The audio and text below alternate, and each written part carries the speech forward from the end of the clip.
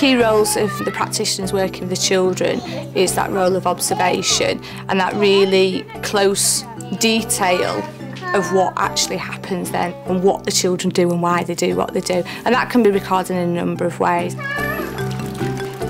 Through the observations and assessment, we find where there may be things missing or things that we can improve on so that we're meeting the needs of the children at all times. The observations are great to move individuals on, but they can also be used to move the whole sitting on.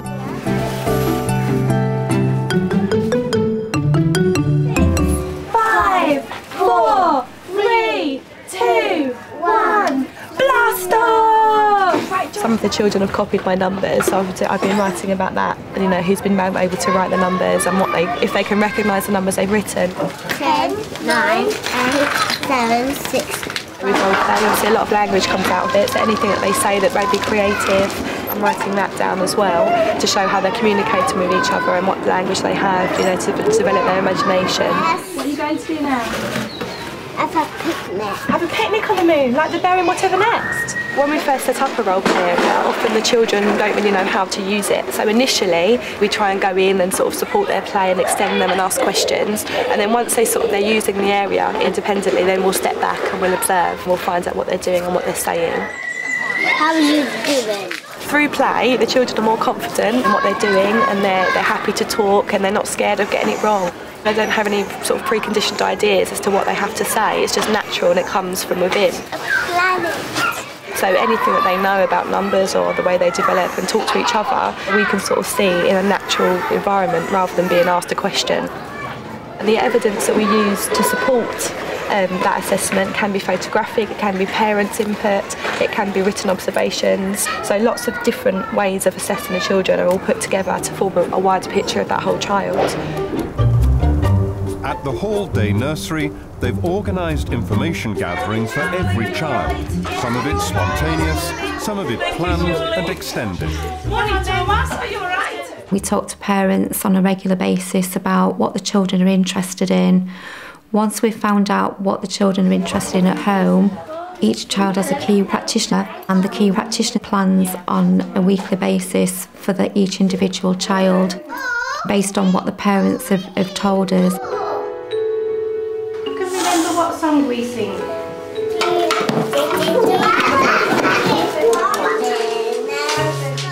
We also do a series of observations. We do snapshot observations throughout the day, which are collated at the end of the week, and all that is put together in order to plan for the child's next steps. Where are you going on your holiday then?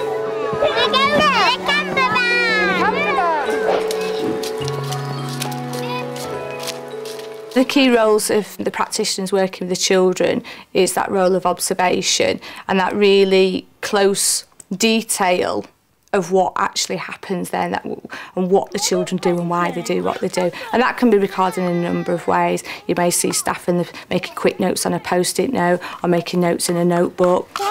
Something we've also always had in place is using photographs to record that visual element of children's learning, but more recently we've really wanted to look at developing the use of video to record sequences of children's activities and learning, and that's been a big part of the work we've done over the last year.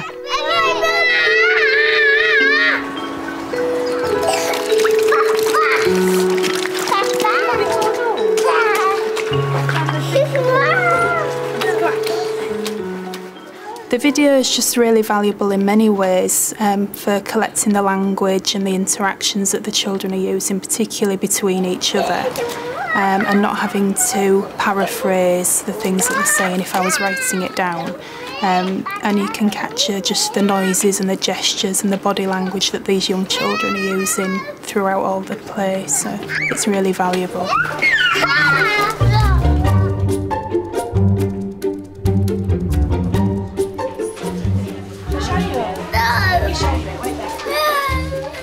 Jack's one of your key children. How do you think he's settling in? Have you managed to do his narrative observation yet? Yes, I have done a narrative observation of him yesterday. I think generally, you know, he comes in and he's quite attached to Mum still. He doesn't want her to go, but he's beginning to manage that transition, you know, a bit better, in the sense that he won't scream, you know, I want my mummy, I want my mummy, like he was doing, That's you know, true. last week. Yes. And that you can sort of console him and try and distract him with other things. You've got to go. At Clapham Manor, Julia and Tammy are looking over Jack's first assessment, just a week after he started with them. They've talked with his parents too, and are combining all they've found out to monitor his progress. And that he shows an interest Their plans for Jack make sure that new experiences, routines and interactions support his next steps. He was using lots of shiny materials to make a picture, and he was quite confident in selecting his own materials, you know, so he selected some string and some thread and some paper. And then he said to me, I want the paint, and he pointed up at the shelf. So I showed him that he could go up and get it himself, so he independently went over and he climbed up, he selected his paint, he squirted some on, and he said, oh, I'm going to paint it now, I'm going to do it now. So he painted it on. I've assessed that, and I've put for creative development, for there being creative strands, that he's able to talk about his personal intentions and describe what he was trying to do. No, you can't. Once we've done an observation, we will highlight it on our tracking form, and then at the end of each term, I look at that child's grid and I make a judgment as to what band they're working on. And it's very clear to see any strands that we have got a weakness in, either haven't been covered. Should we look at creative development? Or it's actually the whole cohort is finding it difficult. Leaders and managers need to keep an overview, stepping back from the day-to-day every so often to review how all the children are developing. This cohort of children has been very interesting. We've got a very large group of boys, and I really had to think hard about how I was going to resource that.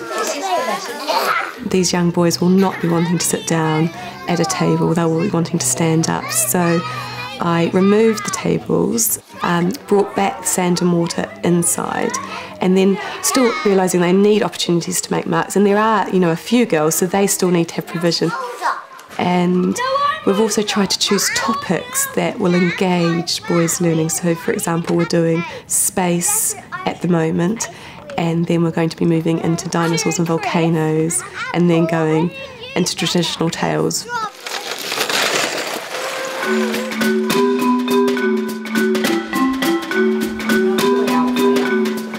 Information about children only helps learning if it's used day to day. Talking with Mum, practitioners found out that Elise doesn't understand her colours. Emptying the dishwashers, a chance for her to practice. Today she emptied the dishwasher, and when Louise asked what she'd done, she said she emptied the cups. And when we asked her what colour they were, she said red and blue. What colour were the cups? Red and red. Red and? Red and That's blue. right, good Clever girl. Which was very good for Elise, because usually everything's red, and the cups were red and blue.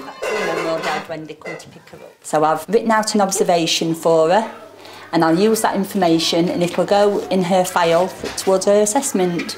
Is it? Daddy. On parents' evening, I talked to her mum and dad, and we talked about her colours, and her mum said she'd noticed that everything was red. So today, for her to get it actually right is a big thing actually, and I was really, really pleased for her.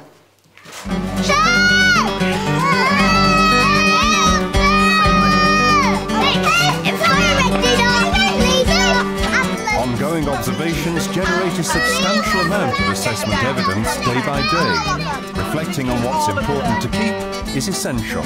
So you can either, if you move them both next For the to each other, videos, summarising involves editing. Right. Or if you wanted to slide one over the top of the other.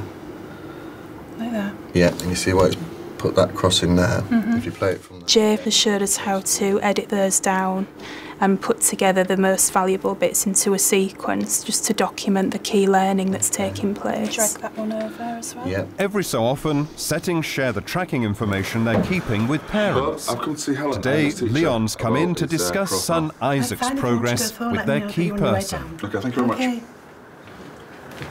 Leon, I thought we'd have a look at Isaac's learning journey this afternoon. We have open weeks when families come in and we share information because they post the observations, the videos, all our analysis, it all comes together. So there'll be films in there, there'll be questions that we want to ask really. There's just what the children have been saying, how they've been interacting, what their well-being, what their involvement is like. And so we share that with families. So I know that you're a keen cook as well, have you? Yeah. So that's a perfect opportunity to sort of help develop language skills. We can offer support for next steps with families as well. We can say, have you noticed this at home? We've noticed this in the setting. Have you tried this at home? We're trying this. What have you tried? Have you got any ideas for us? So it's a real sharing opportunity, but a lot of it is all about that communication. When assessment information is organised in a systematic way, it helps staff to ask the right questions about each of the children. How are they developing? What are they good at? And where do they need support? What we have done is put staff into smaller groups, what we call an analysis time, and we were very clear on calling it analysis time because that's what we wanted to achieve. I think in the past we've very much gone straight from an observation into a planning process where what we really wanted to look is what that really meant, reflect on that as practitioners and what the children were learning and really have some detailed time to look at that, and that's been really successful. Sliding down the hill. We collect data using Lutheran scales of wellbeing and involvement, and we collect those alongside looking at the ages and stages of development that children are engaged with, and it's all that together that gives us those pictures of the whole child, but also then gives us those patterns across the whole setting about what's happening and what we need to make those more strategic decisions about. In itself, assessment information can't support progress. It's analysis that enables Jess to answer questions she has about her key children. At the hall, they use a system called the PLOD, Possible Lines of Development, to organise their thoughts. It's important that each key practitioner does have time away from the children where they can sit and they can actually plan the next steps for each individual child. Hi, Jess. Yeah. Right. Yeah. Right. We've done an observation on Oliver this afternoon. Yeah, I have. Communication and language we're going to focus on. I've had a word with his parents and, you know, they've been trying at home, encourage him at home with his language, so they've asked us to work with him. Through the observations and assessment, we find where there may be things missing or things that we can improve on. And through that, we work as a team in each room to meet the needs of the practitioners and the children. There we go. Shout, get it. Good. It's about putting that all together to give that view of the centre and how all the children are performing as a group, and does what happens one year, does that happen another year, and how then between 1 year and next year when we have had different interventions and different focuses for training, is that really making a difference to children, because that's what the bottom line is, it's got to make a difference to children.